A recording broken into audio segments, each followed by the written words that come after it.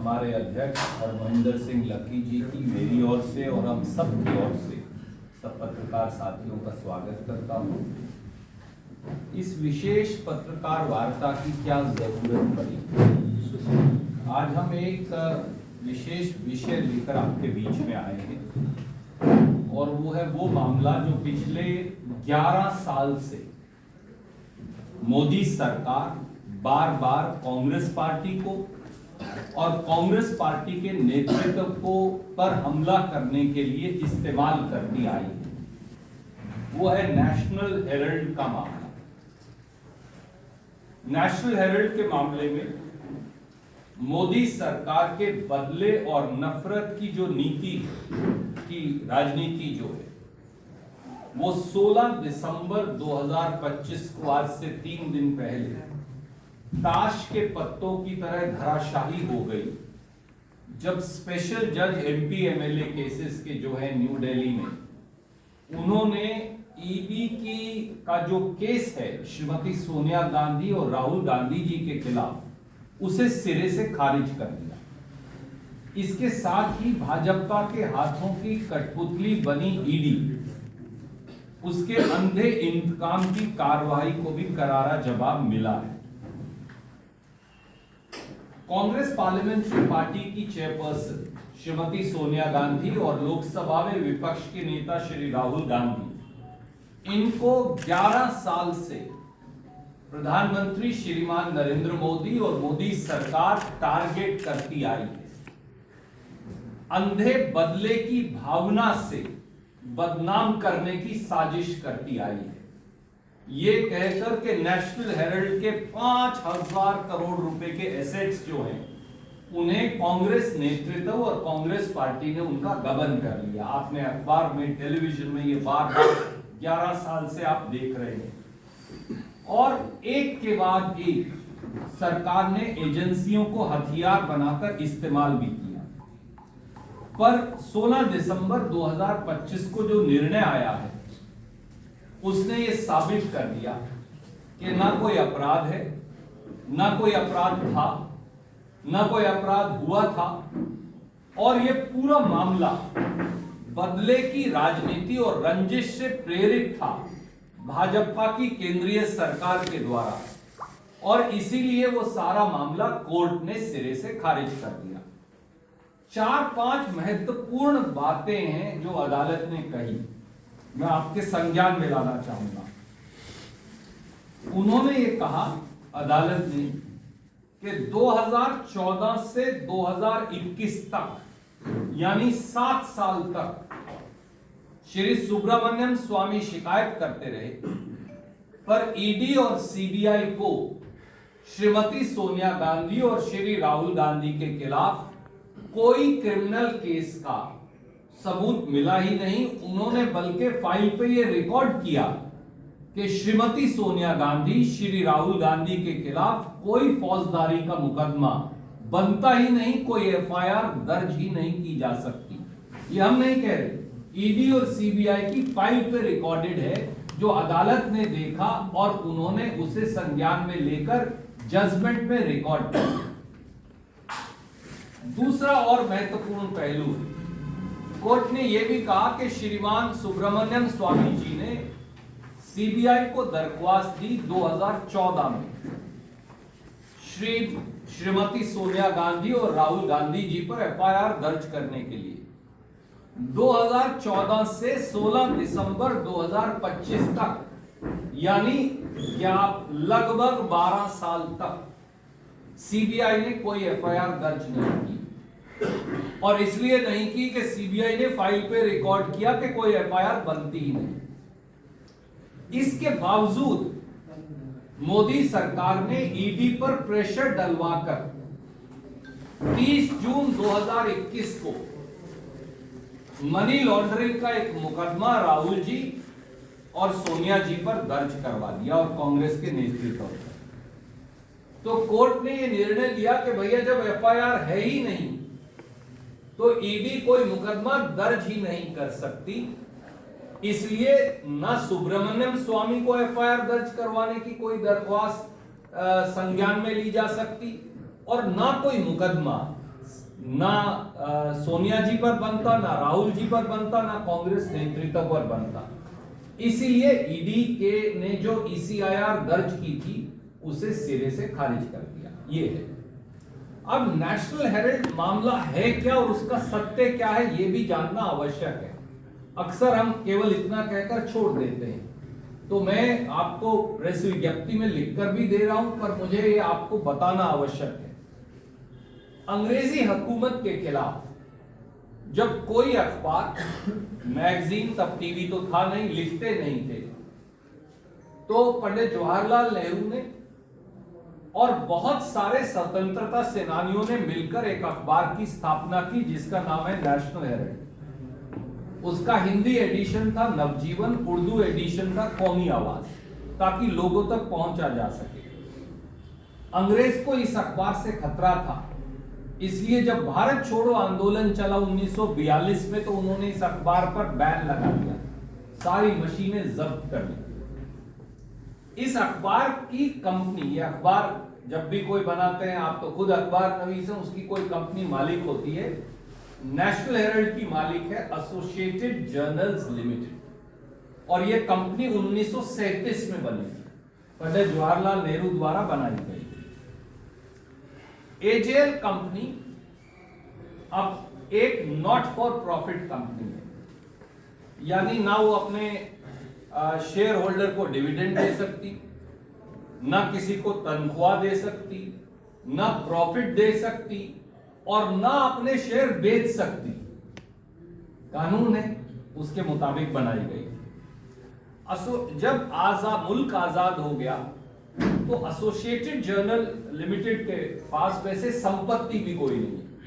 एक संपत्ति है बस पूरे देश में, वो लखनऊ में, बाकी सब लीज प्रॉपर्टीज है। तो 5,000 करोड़ की प्रॉपर्टीज कहां से आएंगी? एक ही प्रॉपर्टी है बस उनके पास, कोई वो मालिक ही नहीं किसी चीज के। अखबार चलाते हैं, लीज पे प्रॉपर्टी ली हुई। एसोसिएट जब देश आजाद हो गया तो बहुत सारे अखबार आए जिनके आप प्रतिनिधित्व करते हैं। धीरे धीरे वो अखबार स्वतंत्र रिपोर्टिंग करते थे। वो अखबार चले, कांग्रेस सत्ता में थी, अखबार बहुत ज्यादा नहीं चलता था, तनख्वाह जो है कर्मचारियों की फिर भी देनदारी थी, तो लगभग 90 करोड़ की अखबार की देनदारी हो गई। अखबार अक्सर नुकसान में चलते हैं, आप मुझसे ज्यादा जानते हैं, बहुत कम फायदे में चलते हैं। कांग्रेस पार्टी को यह लगा कि यह स्वतंत्रता संग्राम का अखबार है, हमारा अखबार है जिन्होंने देश की आजादी की आवाज है, इसलिए कांग्रेस पार्टी ने समय समय पर कर्मचारियों की तनख्वाह, कर्मचारियों की प्रीमेच्योर रिटायरमेंट का पैसा, कर्मचारियों के डिविडेंड्स, बिजली के बिल, पानी का बिल, हाउस टैक्स का बिल, अब मुझे तो इसमें कुछ करप्शन दिखती नहीं इन बातों में, वो पैसा दे दिया कांग्रेस पार्टी ने अखबार के लिए। और वो कुल राशि जो लगभग 20-22 साल में अनेकों किश्तों में दी गई, वो 90 करोड़ रुपया बनती थी। तो अब 90 करोड़ अखबार को देना पड़ा, क्योंकि वो तो अखबार के तो ये तो हमने दे दिया, तो कांग्रेस पार्टी को उन्हें देना था। अब कांग्रेस पार्टी को पैसा देते कहां से? अखबार पैसा नहीं कमा रहा। तो वकील साहिबान की सलाह पर हमने एक कंपनी बनाई, यंग इंडिया लिमिटेड।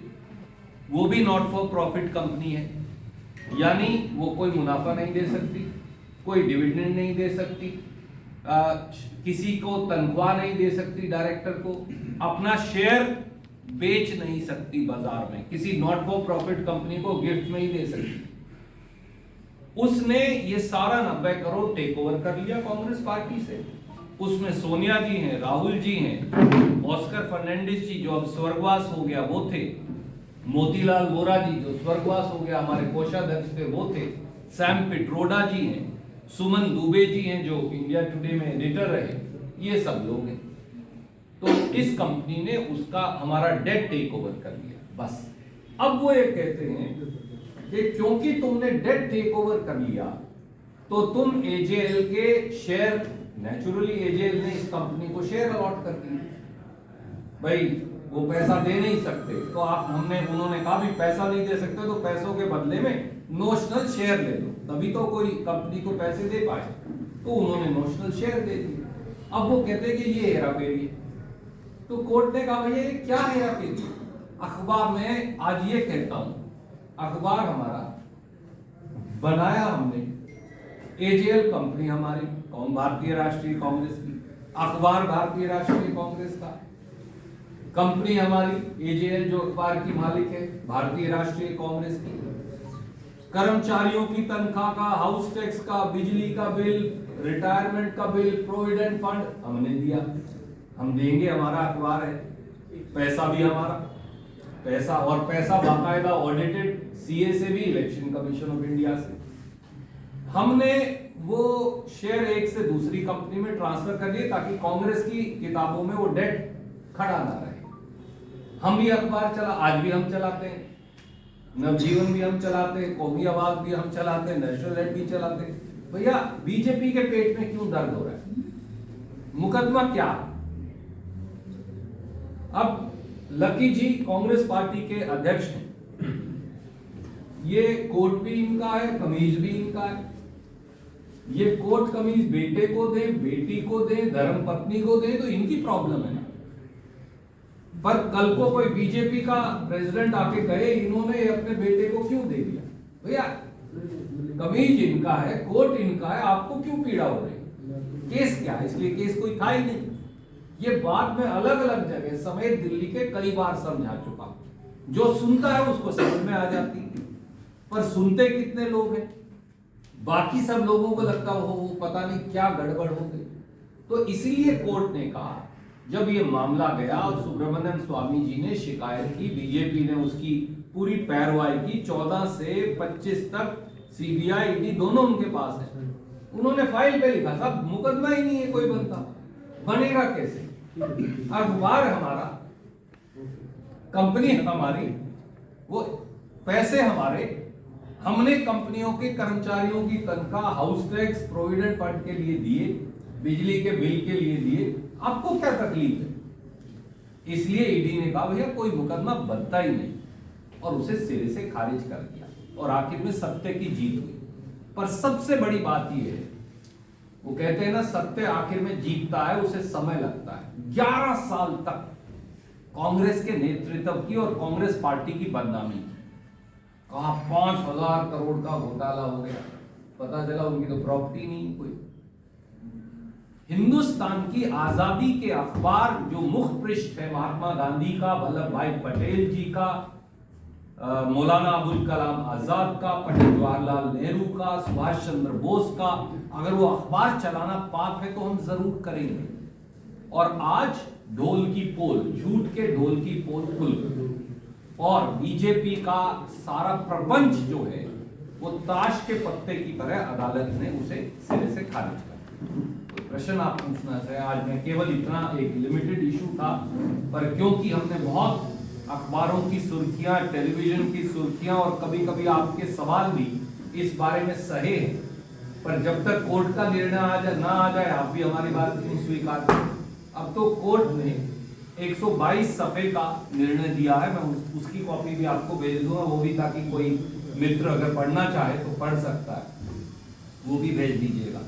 तो ये सच्चाई है और आखिर में सच्चाई की जीत हुई। एजेएल से जुड़ा एक केस पंचकुला में है, प्लॉट अलॉटमेंट गुड्डा साहब के टाइम में उसको जो ट्रांसफर की ड्यूटी बनती थी वो एग्जाम की थी, वो अभी तक चल रहा है और गुड्डा साहब को रिलीफ भी नहीं मिल रहा है, वो उससे बारे क्या कहेंगे? देखिए आदरणीय मित्र, जो मैटर सब जुडिस है वो अदालत में आ जाएगा निर्णय, पर मैं आपको एक बात कहना चाहता हूं,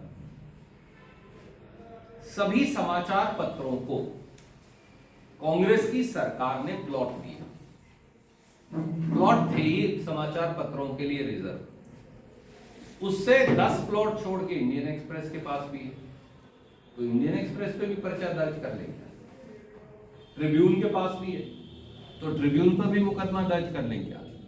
मुझे नहीं याद टाइम्स ऑफ इंडिया और हिंदुस्तान टाइम्स के पास है या नहीं, पर 8 या 9 अखबारों को हमने प्लॉट दिए, क्योंकि कांग्रेस पार्टी का यह मानना है आप हमारी आलोचना करें, हमारे बारे में सकारात्मक या नकारात्मक स्टोरी लिखें, जब तक सजग, निष्पक्ष और निर्भीक पत्रकारिता नहीं होगी लोकतंत्र जिंदा नहीं रह सकता। और हम कल को कहें इंडियन एक्सप्रेस को, ट्रिब्यून को, अमर उजाला को, भास्कर को, दैनिक जागरण को, दैनिक ट्रिब्यून को कि भैया जाकर बाजार से प्लॉट खरीदो, तो हो सकता है कि वो 50, 100, 200 करोड़ में प्लॉट ना खरीद सके, या 10 करोड़ में, 5 करोड़ में प्लॉट ना खरीद सके। इसलिए कांग्रेस ने, सरकार ने सब्सिडाइज प्लॉट सबको दिया, अकेला नेशनल हेराल्ड को नहीं दिया। तो एक प्लॉट नेशनल हेराल्ड को भी मिला। तो या तो सारे अखबारों को बंद करके अंदर करो, और नहीं तो अकेले नेशनल हेराल्ड पे मुकदमा करने का क्या लॉजिक है? ये उसका सार है मोटा, बाकी तो वकील साहिबान करें। सर, आज एयर पोल्यूशन में भी कोई डिस्कशन नहीं हुआ पार्लियामेंट में। एयर पोल्यूशन एक बहुत बड़ा मुद्दा उभर के आ रहा है दिल्ली में, कैसे आप लोग देखते हैं इसको? देखिए, वैसे ये भिन्न विषय है, पर आप सबसे वरिष्ठ पत्रकार हैं, मैं केवल ये कहूंगा, ये अकेला दिल्ली और एनसीआर का मुद्दा नहीं है। दिल्ली आज दुनिया का तीसरा सबसे पोल्यूटेड शहर है। दुनिया के 100 सबसे पोल्यूटेड शहरों में से आधे हिंदुस्तान में AQI दिल्ली एनसीआर में एवरेज 500 है और बहुत जगह 800 से 900 है। जब AQI 400 को पार हो जाता है और अगर आप खुली हवा में सांस लें तो ये 68 सिगरेट पीने जैसा है प्रतिदिन। हमारे बच्चे, छोटे छोटे बालक बालिकाएं, हमारे बुजुर्ग माँ बाप, हमारे नौजवान जो इस देश की रीढ़ हैं, वो 68 सिगरेट पीने को मजबूर हैं क्योंकि इतनी ज्यादा पोल्यूशन है। Between Aam Aadmi Party and Congress and the others who've been at the helm of affairs, who's more responsible? Because BJP बोल रही है कि हमारे पास सत्ता तो अभी है। देखिए, मोदी सरकार 11 साल से सत्ता में है। क्या वो अपनी जिम्मेवारी से पल्ला झाड़ सकते हैं? केजरीवाल जी वर्षों तक पंजाब और हरियाणा के किसानों पर इल्जाम लगाते रहे जब तक पंजाब में सत्ता में नहीं आए थे। अब पता चला दिल्ली में और एनसीआर में पोल्यूशन का क्या कारण है। 39% वेहिकुलर पोल्यूशन है, गाड़ियों की पोल्यूशन। लगभग 30%, लगभग 2-3% इधर उधर हो सकती है, कंस्ट्रक्शन और मिट्टी जो पड़ी है सड़क पे उसकी पोल्यूशन, और पराली जलाने की पोल्यूशन 4% है। ये मैं नहीं कह रहा, ये प्रधानमंत्री की कमेटी ने बताया। और कूड़ा जलाने की और की कुछ इंडस्ट्रियल पोल्यूशन है 18-20%, इस तरह से। तो आप मुझे बताइए, बजाय सरकारों को इस बात का हल निकाले कि लोग मर जाएंगे सब। आज LNJP की खबर है, आप ही दिखा रहे थे कि LNJP में सांस की जो बीमारियां हैं उनकी दवाई खत्म हो गई। LNJP अस्पताल दिल्ली, लोक नारायण जयप्रकाश हॉस्पिटल दिल्ली। ये आलम है। It's a national health emergency. दुर्भाग्य से हम आज भी एक दूसरे पर इल्जाम लगाने की राजनीति कर रहे हैं। राहुल गांधी जी ने ये मामला उठाया स्वयं, प्रियंका गांधी जी ने उठाया लोकसभा में, राज्यसभा में खड़गे जी ने, और मैंने ये मामला उठाया, पर सरकार सुनने को ही तैयार नहीं। वो केवल इल्जाम, तेरा मेरा, मेरा तेरा, उसी इल्जाम में फंसे। सच्चाई ये है कि दिल्ली और दिल्ली के चारों तरफ वर्षों से भाजपा का शासन है और प्रधानमंत्री को स्वयं इसका संज्ञान लेकर दूरगामी निर्णय करने पड़ेंगे। अगर बीजिंग जैसा पॉल्यूटेड शहर अपने AQI को ठीक कर सकता है तो हम क्यों नहीं? कारण बताऊं क्या है? जब आप AQI को IQ कहें, मुख्यमंत्री दिल्ली की जो कह रही, मैं उनका, देखिए, कम पढ़ा लिखा, ज्यादा पढ़ा लिखा हो सकता है, कम पढ़े लिखे पढ़ो लिखो से ज्यादा अकलमंद होते, पर चिंता की विषय ये है कि जब दिल्ली की मुख्यमंत्री को AQI और IQ में अंतर न मालूम हो तो उसे ठीक कैसे करेंगी? हमारी बहन है, मेरे तो जिले की रहने वाली है, मैं उनकी बड़ी इज्जत करता हूं, बट ये दिखाता है कि आपका कितना कैलस एटीट्यूड है। आप इसको लेकर चिंतित ही नहीं। कभी आर्टिफिशियल यमुना बना देंगे पानी के टैंकर लगाकर, कभी जो जहां जहां वो लगे हुए AQI मेजरमेंट के सेंटर्स, उनके ऊपर टैंकर भेज के पानी छिड़क देंगे। तो या बेवकूफ बनाकर पोल्यूशन ठीक नहीं होगी, इट्स ए हेल्थ इमरजेंसी। और मुझे तो अब चंडीगढ़, क्योंकि मैं यहाँ पैदा हुआ, पढ़ा लिखा, चंडीगढ़ की AQI 200-250 को क्रॉस कर रही है, जो सबसे क्लीन शहर था। कारण यह कि चंडीगढ़ के चारों तरफ आप देखिए कंस्ट्रक्शन ही कंस्ट्रक्शन है, और चारों तरफ अब फैक्ट्रियां हैं। यहां से अंबाला के बीच में और यहां से बद्दी तक फैक्ट्रियां ही फैक्ट्रियां हैं। क्या सरकारें उनकी तरफ संज्ञान लेकर ध्यान दे भी रही हैं? बहुत दूर नहीं है जब चंडीगढ़ भी दिल्ली NCR जैसा हो जाएगा। इसलिए it's a national health emergency, इसे राजनीतिक द्वेष की बजाय वैसे ही ट्रीट करने की जरूरत है। सर मेरा एक क्वेश्चन है, मतलब जैसे आपने पहले जब कोर्ट ने परमिशन दी थी ईडी को इसी वाले आप हाई कोर्ट भी गए और सुप्रीम कोर्ट पर गए, लेकिन दोनों जगह आपकी जो पिटीशन थी वो रद्द हो गई। अब फिर वही लोअर कोर्ट जिसने परमिशन दी थी, उसी लोअर कोर्ट ने आपको रिजेक्ट कर दिया। इसको आप किस तरह देखते हैं? देखिए, मैं कोई न्यायिक प्रक्रिया के ऊपर बतौर मुख्य न्यायाधीश के टिप्पणी तो नहीं करूंगा। मैं सिर्फ ये कह रहा हूं, पहली बात, अदालत ने पूरे मामले का संज्ञान लिया। वो निर्णय की कॉपी मैं आपको भेजूंगा, मुझे उम्मीद है आपको सजग पत्रकार हैं, देखेंगे। उन्होंने 3 महत्वपूर्ण बातें कही। नंबर 1, 2014 में सुब्रमण्यम स्वामी जी ने सोनिया जी और राहुल जी के खिलाफ दरख्वास्त दी। 2014 से 2021 तक ना ईडी ने ना CBI ने फाइल में दोनों ने दर्ज किया कि भैया कोई FIR बनती नहीं।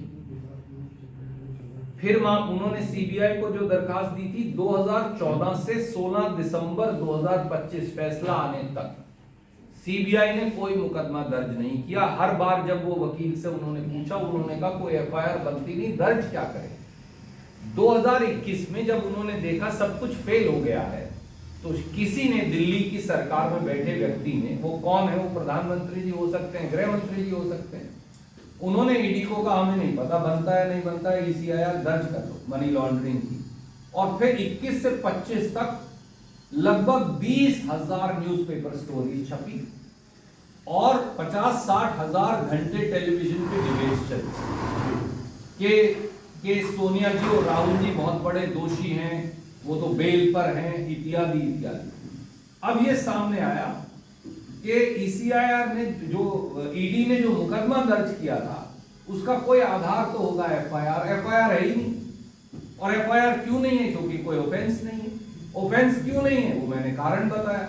भैया हमारा अखबार, हमने पैसा दिया, कर्मचारियों की तनख्वाह का दिया, अखबार के पत्रकारों की तनख्वाह का दिया, उनका प्रोविडेंट फंड दिया, उनकी प्रीमेच्योर रिटायरमेंट का दिया, उनकी ग्रेच्युटी दी, बिजली का बिल दिया और पानी का बिल दिया, मेंटेनेंस पे खर्च किया बिल्डिंग की जहां से अखबार चलता है। तो इसमें बुराई क्या है? और कांग्रेस का पैसा था, हमने बाकायदा चेक से दिया, लोगों की पेमेंट की, कोई भुगतान हमारे सर नहीं है। अच्छी बात है कि बुरी है? कोई अखबार पत्रकारों की तनख्वाह ना दे, आप हमारी बदनामी करते कि तुम प्रेस कॉन्फ्रेंस करने आए हो, अपने अखबार के पत्रकारों की तनख्वाह नहीं दे रहे हो। तो इसमें गलत क्या था? अखबार हमारा, पैसा हमारा, दिया हमने, हम मानते हैं हमने दिया, कंपनी भी हमारी, और वो कंपनी किसी को ट्रांसफर भी नहीं की जा सकती। न सोनिया जी उसमें से 1 रुपया निकाल सकती, ना राहुल जी निकाल सकते, ना मोतीलाल वोरा निकाल सकते थे, ना सुमन दुबे निकाल सकते, ना साजिद टोडा निकाल सकते, ना वो कोई डायरेक्टर की तनख्वाह ले सकते, ना वहां से कोई गाड़ी ले सकते, ना वहां कोई दफ्तर चला सकते, ना डिविडेंड दे सकते, ना शेयर दे सकते, ना शेयर बेच सकते। तो फिर गड़बड़ क्या?